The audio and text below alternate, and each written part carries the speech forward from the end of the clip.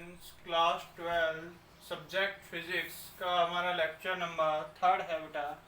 क्या है? सतत आवेश वितरण। सतत आवेश वितरण हमारा कब होता है? इसको इंग्लिश में बोलते हैं बेटा कंटिन्यूअस चार्ज डिस्ट्रीब्यूशन। डिस्ट्रीब्यूशन का अर्थ आप समझ गए होंगे कि डिस्ट्रीब्यूट करना होता है। जब हम डिस्ट्रीब्यूट कर रहे हैं तो क्या कह रहा है? जब एक बहुत ही बड़ी संख्या में आवेश परस्पर एक दूसरे के क्या हो जाते हैं, पास पास आ जाते हैं। जैसे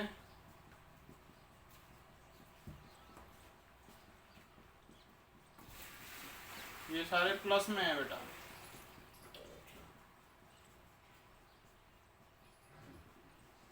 क्या कह रहा है? एक दूसरे के सभी परस्पर पास में आ जाते हैं। तो इन आवेशों को क्या कहते हैं? हम सतत आवेश वितरण के रूप में हम क्या करते हैं? इसको माना जाता है कि ये ज्यादातर आवेश क्या होते हैं? एक दूसरे के निकट उपस्थित होते हैं। उन्हें हम क्या मानते हैं? सतत आवेश रूप वितरण के रूप में इनको हम माना जाता है।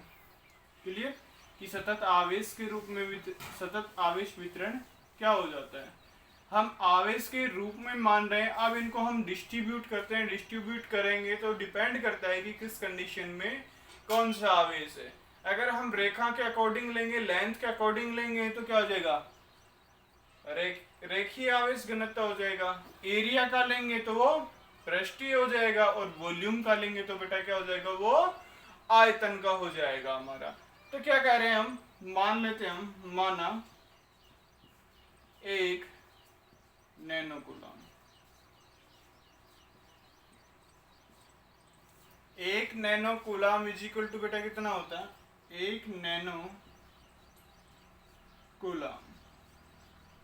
इसको ऐसे भी लिख सकते हैं 1 Nc। मैंने बेटा आपको बताया था micro, nano, pico. Nano coulomb की जो वैल्यू होती है वो होती है हमारी 10⁻⁹ ये होता है हमारा। और किस पर ले रहे हैं हम? एक छड़ पर ले रहे हैं। तो जब हम उस पर छड़ पर ले रहे हैं तो हमारे आवेश इतने उत्पन्न हो रहे हैं उसके ऊपर। जब हमारे आवेश इतने उत्पन्न हो रहे हैं तो क्या होगा? वो परस्पर एक दूसरे के कारण क्या करेंगे? हम जैसे विद्युत क्षेत्र की तीव्रता निकालेंगे। जब हम विद्युत क्षेत्र की तीव्रता निकाल रहे हैं, कौन से सिद्धांत के थ्रू? या तो अध्यारोपण के सिद्धांत से हम निकालते हैं आवेशों का, अध्यारोपण के सिद्धांत से ज्यादा आवेश हो रहे हैं तो, या फिर विद्युत क्षेत्र की तीव्रता निकालनी है तो उसमें भी अध्यारोपण का सिद्धांत या सदिश योग होता है हमारा। जो हमारा क्या होता है? सदिश योग के थ्रू भी हमें निकालते हैं। तो क्या होता है कि जो ये कंडीशन होती है हमारी, जो निकाल रहे थे, ये क्या होती है? बहुत ही कठिन होती है, अर्थात बहुत ही जटिल होती है हमारी, बहुत ही जटिल। तो अब क्या करते हैं? इस प्रकार की समस्याओं से हम बचने के लिए क्या करते हैं? हम आवेश को क्या मानते हैं? इस प्रकार की समस्याओं से बचने के लिए, समस्याओं से बचने के लिए हम आवेश को सतत मानते हैं। आवेश को सतत मानते हैं।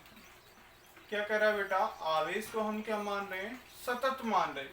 क्यों मान रहे हैं? क्योंकि अध्यारोपण का सिद्धांत हो गया, विद्युत क्षेत्र की तीव्रता, और सदिश योग वाला जो हमारा मेथड था वो क्या था? जटिल था। जब जटिल है तो इसको सॉल्व करने के लिए क्या करते हैं? हम इस प्रकार की समस्याओं से बचने के लिए हम आवेश को क्या मानते हैं? सतत मानते हैं, अर्थात कंटिन्यूस मानते हैं। कंटिन्यूस मानते हैं आवेश को। कंटिन्यूस चार्ज, कंटिन्यूस चार्ज का अर्थ क्या होता है? सतत आवेश। तो क्या करें? आवेश घनत्व की अवधारणा का उपयोग करते हुए, आवेश घनत्व की अवधारणा होती है हमारी, उसका प्रयोग करते हुए हम क्या करेंगे? विद्युत क्षेत्र की तीव्रता ज्ञात करेंगे जो बिल्कुल ही सिंपल वे में होगी। जब सिंपल वे में होगी वो किस तरीके से होगी, देखो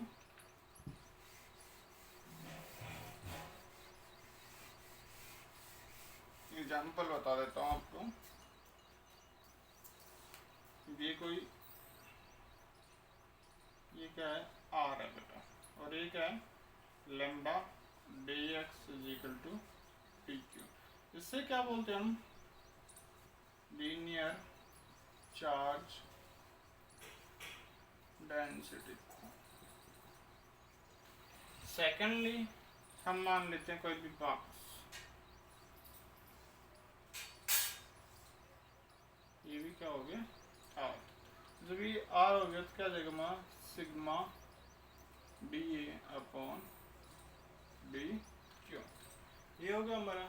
ये हमारा बेटा क्या हो रहा है, देखो ये क्या हो गया, ये तो रेखीय था और ये बॉक्स है तो एरिया हो गया। ए मीन्स एरिया है हमारा, तो यहाँ क्या आ जाएगा, area charge density, area charge density, तो एरिया चार्ज डेंसिटी हो गया। अब थर्ड क्या आ जाएगा हमारा, वॉल्यूम आ जाएगा बेटा। तो वॉल्यूम निकालेंगे तो ये देखो कोई भी हमने ऑब्जेक्ट मान लिया एग्जाम्पल, देन ये क्या हमारा आ रहा है। जब क्या आ जाएगा, रो डी वी, वी का means volume is equal to D q, तो इसको लिखेंगे वॉल्यूम चार्ज डेंसिटी। क्लियर। तो अब बेटा क्या कह रहा है कि देखो सिंपल सा है कि हमने कोई वस्तु मानी है, उसके ऊपर हमने चार्ज क्या मान लिया, क्यू चार्ज। कोई भी वस्तु है उस पर हमने क्या माना है, चार्ज क्यू मान लिया। देन उस पर क्या है कि जो सूक्ष्म आवेश, सूक्ष्म आवेश में बेटा क्या होगा हमारा, डी क्यू। जैसे पहले तो क्यू आवेश था, उनके सूक्ष्म टुकड़े मतलब छोटे छोटे टुकड़ों में डिवाइड करना। जब छोटे छोटे टुकड़ों में हम डिवाइड कर रहे हैं तो वो क्या हो जाएगा, डी क्यू के काफी हो जाएंगे।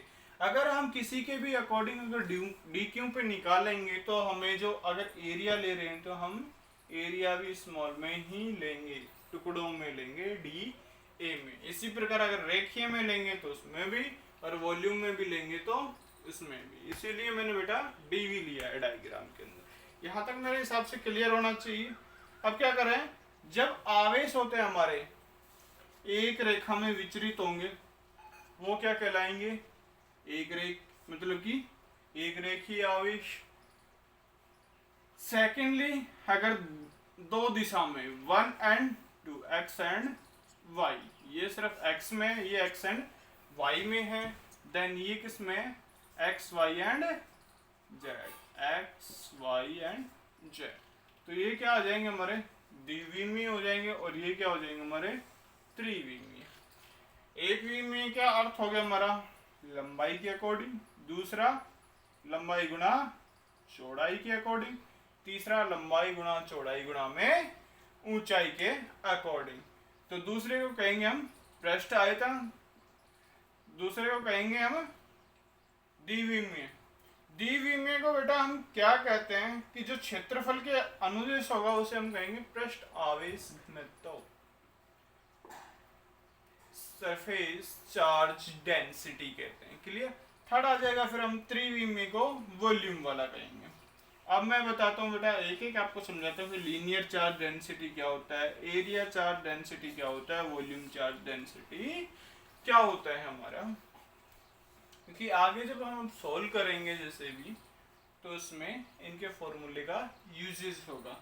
तो देखो रेखीय आवेश घनत्व क्या होता है हमारा,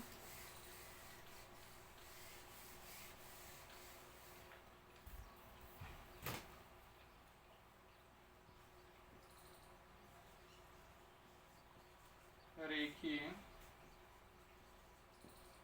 आवेश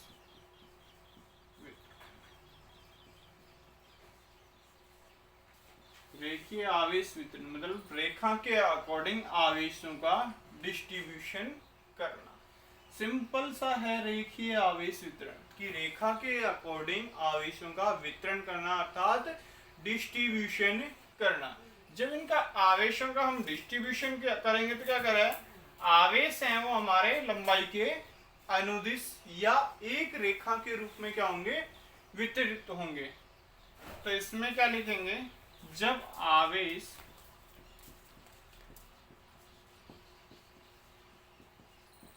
रेखा के अनुदिश या सेकेंडली रेखा के अनुदिश या एक रेखा के रूप में वितरित होते हैं, एक रेखा के रूप में वितरित होते हैं। कहने का मीन्स क्या है, एक रेखा के रूप में ये वितरित होते हैं। जैसे मैंने आपको डायग्राम क्या बताया था कि इसको ये डायग्राम ले लिया मैंने, इस पे चार्ज पॉजिटिव पॉजिटिव,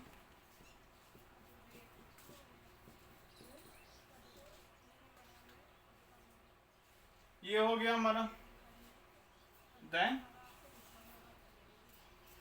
क्या है, ये एक रेखा के अकॉर्डिंग है, ये हमारी यहाँ से लेके यहाँ तक, इस पे क्या चल रहा है, हमारा वितरण चल रहा है। इस पे क्यों लिया था तो क्या हो जाएगा, ये D Q D Q D Q, और जो हमारी लेंथ आएगी वो कंप्लीट एल है, तो इसका डिवाइडेशन टुकड़ों में लेंगे तो डी एल और डी एल हम सूक्ष्म कणों में लेंगे।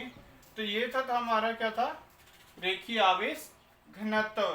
तो क्या हो रहा है कि जब यह रेखा है हमारी क्या है, बिल्कुल ही पतली है। जब रेखा हमारी पतली है तो इस आवेश पर वितरण भी कौन से तार पे होगा, इसी पे होगा, या तो इसकी सतह पे होगा, या इसको हम क्या बोल सकते हैं, परिधि भी बोल सकते हैं बेटा।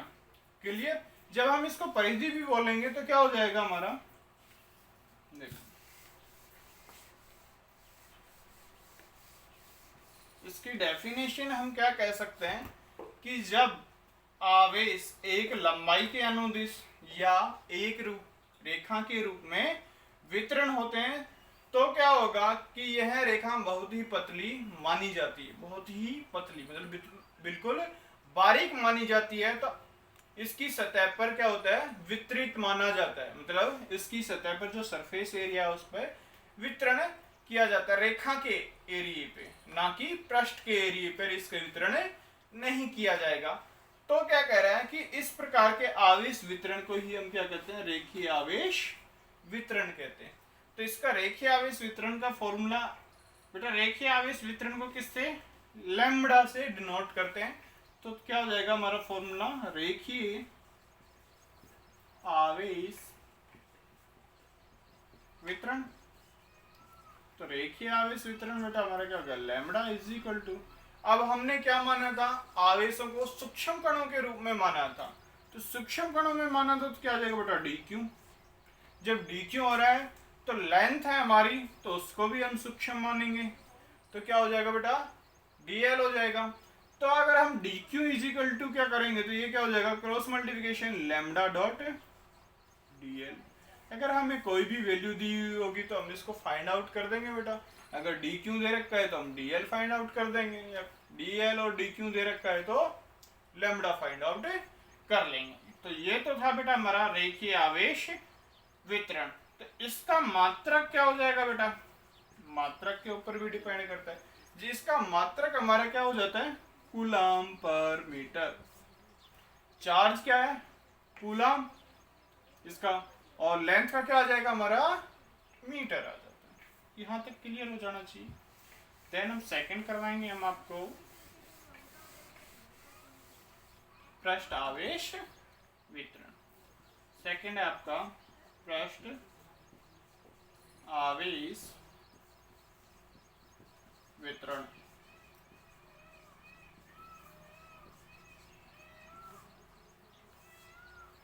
बेटा क्या कह रहा है कि पृष्ठ आवेश वितरण, जब आवेश है हमारा या तो दो विमाओं में वितरित हो, दो विमाओं का अर्थ क्या होता है हमारा, एक्स एंड वाई एक्सिस के अकॉर्डिंग इनका वितरण हो, या फिर क्या कह रहा है कि जो क्षेत्रफल के अनुदिश रेखाओं में क्या हो हमारा वितरण हो, उसे ही क्या कहेंगे हम, पृष्ठ आवेश वितरण कहते हैं। मान लीजिए ये कोई हमारा पृष्ठ है, इस पे हमारे ये आवेश है।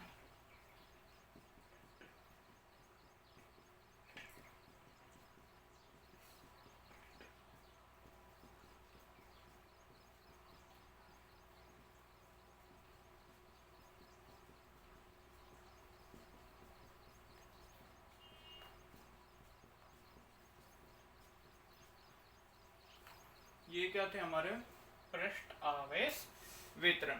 अब क्या कर रहा है कि जब पृष्ठ आवेश वितरण है, पृष्ठ आवेश वितरण क्या कर रहा है कि कोई भी हमने एक शीट ली है और जिसकी मोटाई है बिल्कुल अल्प मात्रा में, अर्थात थोड़ी मात्रा में है, थोड़ी मात्रा में है, तो क्या होगा बेटा कि पतली है। कोई भी हम सरफेस ले लेते हैं, प्लेट ले लेते हैं, उस पर क्या कर दिया हमने, आवेश है, और उन आवेश को हमने क्या किया, सूक्ष्म कणों के रूप में विभक्त कर लिया। जब हम सूक्ष्म कणों के रूप में इसको क्या कर रहे हैं, विभक्त कर रहे हैं, तो जो ये चार्ज है हमारा वो क्या हो रहा है, डीक्यू में हो रहा है, मतलब कि इसको स्मॉल में मान रहे हैं। तो एरिया हमारा क्या हो जाएगा, क्षेत्रफल। क्षेत्रफल को क्या मानेंगे, जैसे डीक्यू, और इसको एरिया को क्या मानेंगे, डी ए मानेंगे हम। इसे जो हम क्या करते हैं, सिग्मा से क्या करेंगे बेटा, हम व्यक्त करते हैं। जब हम इसको सिग्मा से व्यक्त करते हैं तो क्या किया हमने, डी क्यू एक पृष्ठीय आवेश है हमारा, ये पृष्ठ पर ले रहे हैं तो पृष्ठीय आवेश हो गया हमारा। अगर हम इसको आयतन में लेंगे तो आयतन आवेश आ जाएगा, अर्थात वॉल्यूम चार्ज आ जाएगा। क्लियर। तो इसका हम फॉर्मूला निकालेंगे तो बेटा क्या होगा, पृष्ठ आवेश वितरण का हम फॉर्मूला निकालते हैं। तो sigma is equal to D Q upon में डी, ये था हमारा डी क्यू अपॉन डी। अब इसका अगर हम डी क्यू निकालें तो सिग्मा डी ए, ये आ गया हमारा डी, ये हो गया हमारा। क्लियर यहां तक। और इसका मात्रक बेटा हमारा क्या जाएगा, मात्रक डी क्यू का क्या है, कूलम, एरिया का क्या होता है, मीटर स्क्वायर। मीटर स्क्वायर क्यों होता है एरिया का, लेंथ गुना विड्थ, लंबाई गुना में चौड़ाई। ये था हमारा मात्रक, क्या था, पृष्ठ आवेश वितरण। अब थर्ड आ जाता है हमारा बेटा आयतन आवेश वितरण।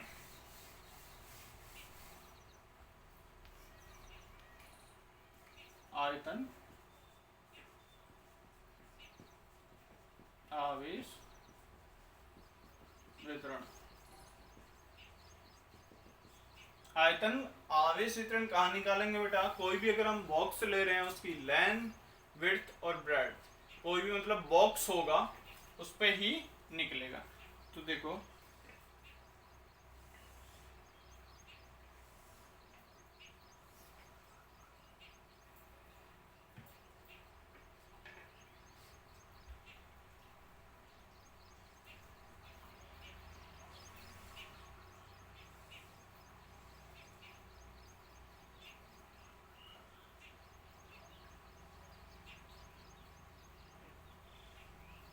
ये क्या बना रहे हैं हम, एक बॉक्स है।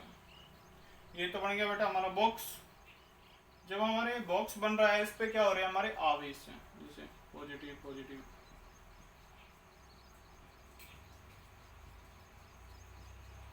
ये पूरे पे है बेटा।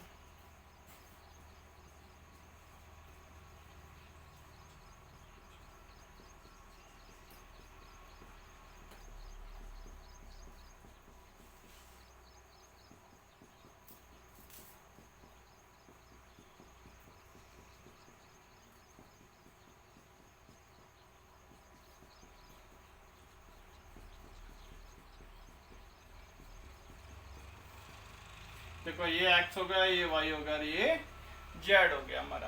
क्या कह रहा है कि जब आवेश तीन विमाओं में वितरित हो, तीन पार्टीशन में वितरित हो, अर्थात लंबाई, चौड़ाई और ऊंचाई में होगा, तो ये वाली वस्तु में ही आवेश क्या होता है, वितरित होता है। इस प्रकार के आवेश वितरण को ही क्या कहते हैं हम, आयतन आवेश वितरण कहते हैं। तो आयतन आवेश वितरण है बेटा, उसको किससे व्यक्त करते हैं हम, रो से व्यक्त करते हैं। जब रो से व्यक्त करेंगे तो क्या होगा, rho is equal to D Q upon में डी वी।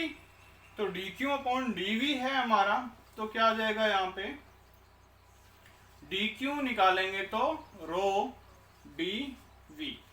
इसका मात्रक क्या आ जाएगा बेटा? इसका मात्रक अगर हम निकाल रहे हैं तो देखो मात्रक क्या आता है हमारा, क्यू का कूलम और v का मीटर क्यूब, लेंथ गुणा ब्रेड्थ इंटू हाइट, तो इसका मात्रक क्या आ जाएगा हमारा कूलम पर मीटर क्यूब। आज के लिए बेटा इतना ही आपका टॉपिक, कल इससे आगे आपको करवाएंगे नेक्स्ट इसका पार्ट। Thank you.